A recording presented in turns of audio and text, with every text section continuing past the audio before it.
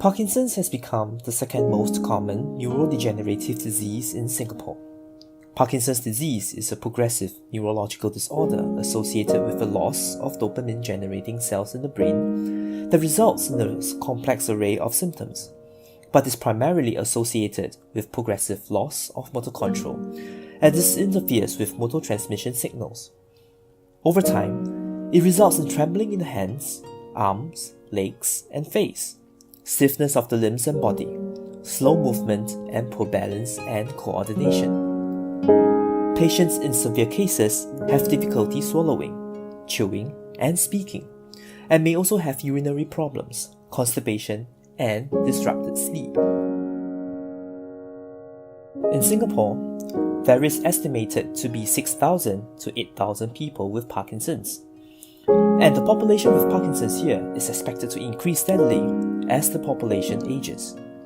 According to Professor Louis Tan of the National Neuroscience Institute, most patients are over 60 years old, but it can affect those as young as 40. Medication can help keep Parkinson's at bay for the first 4 to 5 years, but afterwards, the symptoms will progress very rapidly. Among those who had Parkinson's in Singapore are our late founding father, Mr. Lee Kuan Yew. To understand the struggles of the people with Parkinson's, we have interviewed them as well as received letters from caregivers whose names shall not be mentioned for confidentiality purposes. 您怎么知道自己得了帕金森病？在2016年的时候，我发现我左边的肢体比较僵硬，我就去检查，检查报告出来，果然印证我是帕金森病患。但是我一点也不惊讶，因为我对这个病症稍有认识。您得到帕金森之后，有没有得到家人和朋友的支持和协助？我很开心，他们都了解我的病状，尤其是我家人及兄弟姐妹，都给我了很大的支持。你如何应对帕金森的多种症状？为了应付这些症状，我尽量多运动、散步，甚至做能力做得到的事。这些不同症状有没有影响您的日常生活？那肯定有。打个比方，我要穿衣服的时候，就必须花多一点时间，吃东西也慢。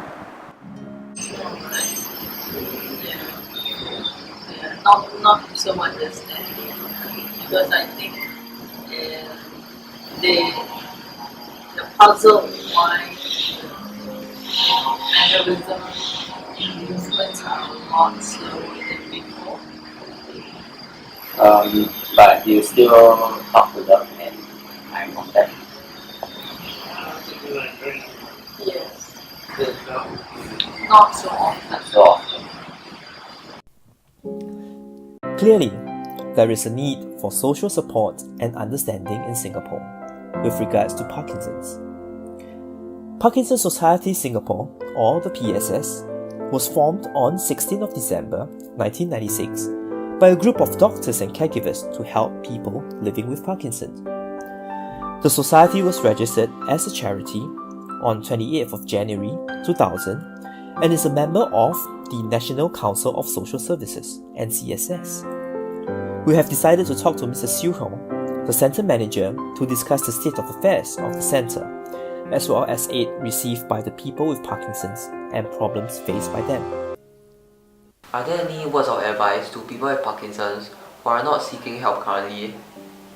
Yes, word of advice to them is that they have to continue with medication, they have to do exercises, even if they're not coming to the center for any form of activity. They should, at home, they should also continue exercises. In fact, Parkinson's Society has come up with DVDs, come up with PD exercise books, which we give away freely during our events like our Move to Beat. And these books help them, these books and DVDs actually help them to do exercises at home. They could follow the activities, exercise that are in the book, that are on the video, so they can do this at home without having to come here.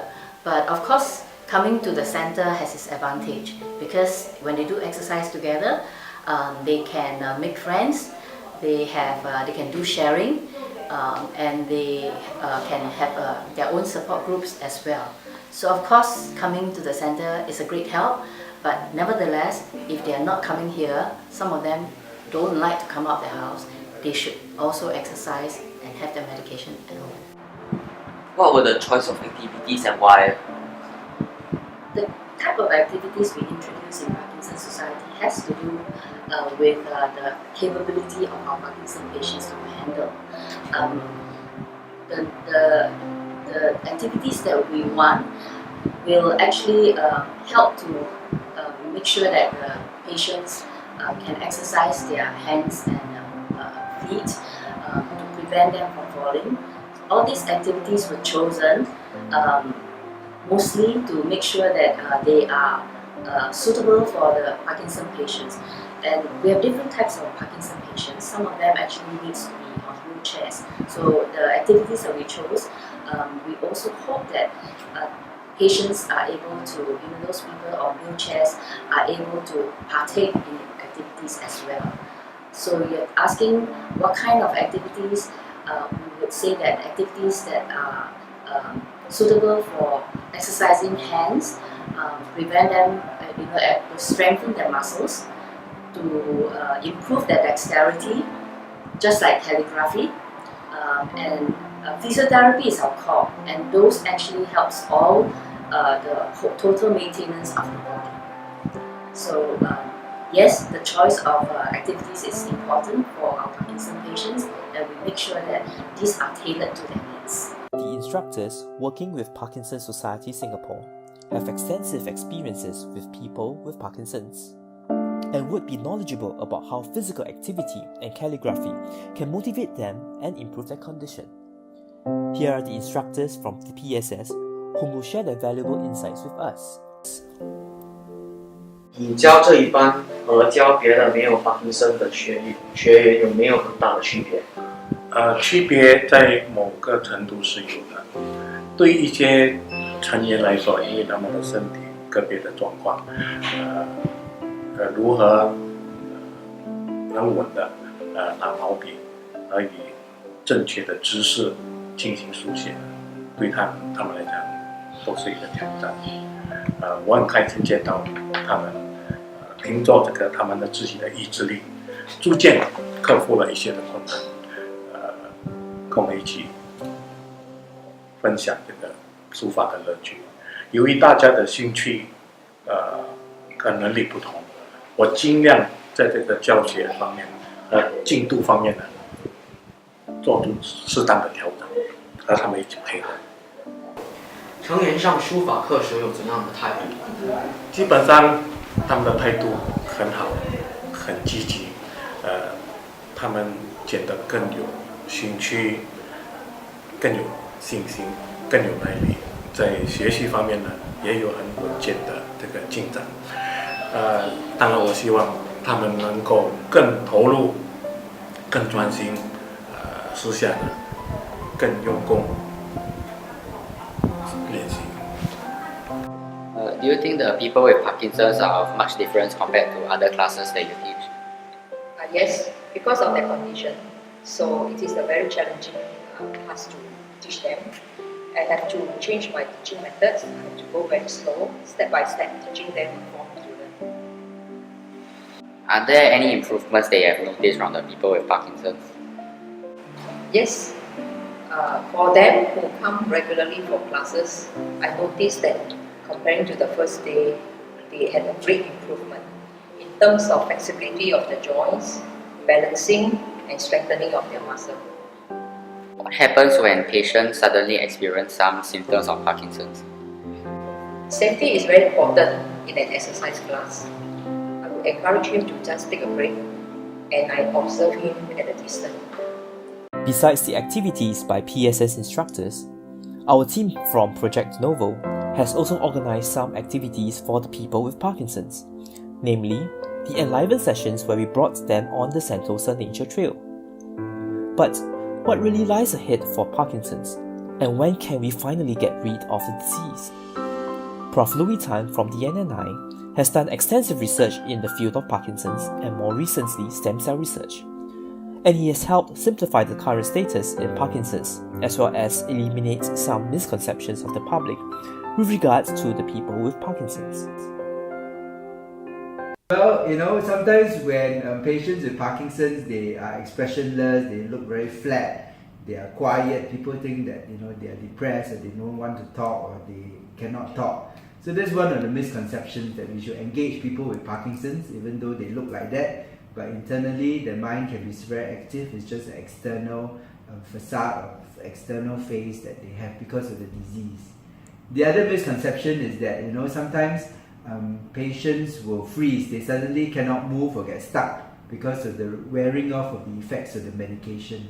And this is really not because of the patient, it's because sometimes the medications work for a few hours and then they wear off. And we need to continue to, some people think that the patients are bluffing or faking because they cannot move, and the next moment they can move, and then sometimes they can move very well, sometimes they can't move. So the family members and the public need to understand that sometimes there is a wearing off effect, there's some variability in the ability because of the medications and how the medications sometimes wear off and affects their movement. So they are not really faking it, or they're not pretending. This is a real problem that they face because of the medication long-term effects. There is actually a lot of promise and hope for Parkinson's because it is really only a particular group of nerve cells that are degenerating, and this is the dopamine, mainly the dopamine nerve cells. So if we can replace or we can prevent it from deteriorating, then there's lots of hope for Parkinson's patients. So we are researching very much in what we call neuroprotection to protect the brain, preventing it from deteriorating, or we are also looking at neurorestoration to try and restore it, giving medication or factors to increase the growth of the nerve cells or to add new nerve cells, and with stem cell technology and all the research that's going on, there is a lot of hope and potential that we can actually regenerate the brain. So because of that, I think there's a lot of excitement in the field, other than new medications, new methods to track the disease, new devices that people are inventing. I think there's lots of hope for Parkinson's, and we expect a lot of advances that will come in the years or decade ahead. There are so many factors going into the well-being of people with Parkinson's. And until we find a cure, efforts to slow down and mitigate symptoms remain the second best bet. We hope you have enjoyed our documentary and are able to empathize more with people with Parkinson's and have a better view of how the medical industry is working to find a cure for Parkinson's. Thank you.